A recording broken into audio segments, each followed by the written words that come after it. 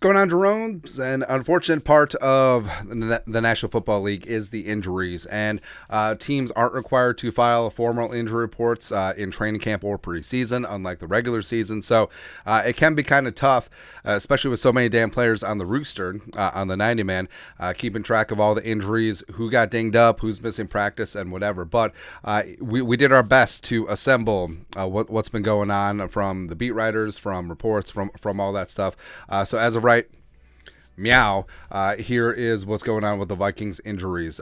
So out, unfortunately, James Lynch tore an ACL. He's in a contract year as well, so he's going to hit free agency. Hopefully, he's going to be good to go for next offseason. William Kwenku and Malik Knowles were both waived with the injury designation. Now, Kwenku hasn't formally passed through waivers yet, but I'm sure that he will. Kwenku had an arm injury. Knowles was undisclosed earlier in the offseason. The UDFA kick returner out of Kansas State. Chris Reed remains on the non-football injury list. Would be nice to have some veteran depth along the offensive line. He's off the list now, but Andre Carter II was on the PUP list, but he was activated last week. King Kene and Wangu. So this is an unfortunate one. So he's had an undisclosed injury. He's been missing since 8-3.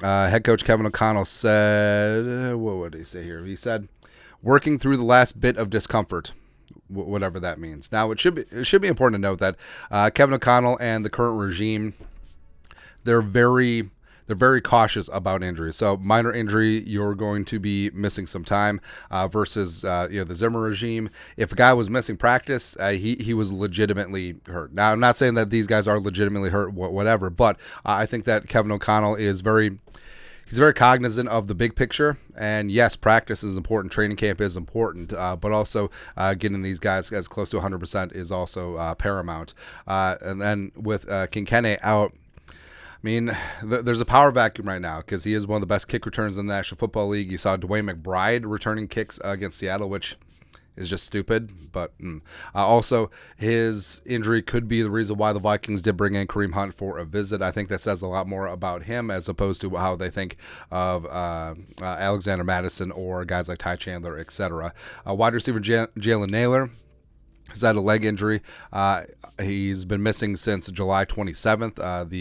He had a great first day of training camp, and then Kevin O'Connell says that it's tricky right now, so whatever you read into that, and it's unfortunate because Naylor was probably the favorite to be wide receiver 4, and now he's in a spot where he could be just fighting for a practice squad spot, or is this a spot where he makes the initial 53 and then they put him on injured reserve and potentially bring him back at some point this season? Who knows?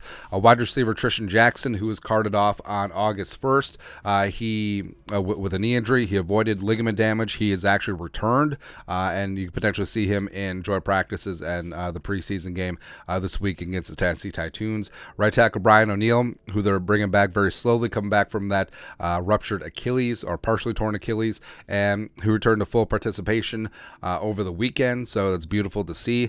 I don't know if he'll get in any preseason games, but remains to be seen. UDFA wide receiver Garrett Mogg is out with an undisclosed injury. Same thing with Jaquelin Roy, the fifth-round defensive lineman from LSU. Was really hoping to see him in the preseason game, but you didn't see him out there, and is currently missing practice. Brian Asamoah has a minor injury, according to head coach Kevin O'Connell. He said that he was in line to play on Thursday, but no go. It would have been beautiful to see Asamoah and Pace Jr. out there together, but is what it is.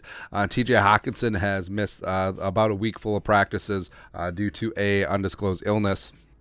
And Hawkinson, it would be nice to get back out there, and hopefully he gets healthy and gets himself good to go. But that's it. That's it as of right. Meow. That's where the Vikings stand from the injury report. Again, no formal injury reports during preseason and training camp, so this is the best that we could do. Anyways, your thoughts and our thoughts, let us know in the comment section below. Subscribe for daily Vikings takes. Want to support the work? Put a little something in the Venmo. But till next time, Skol, production value.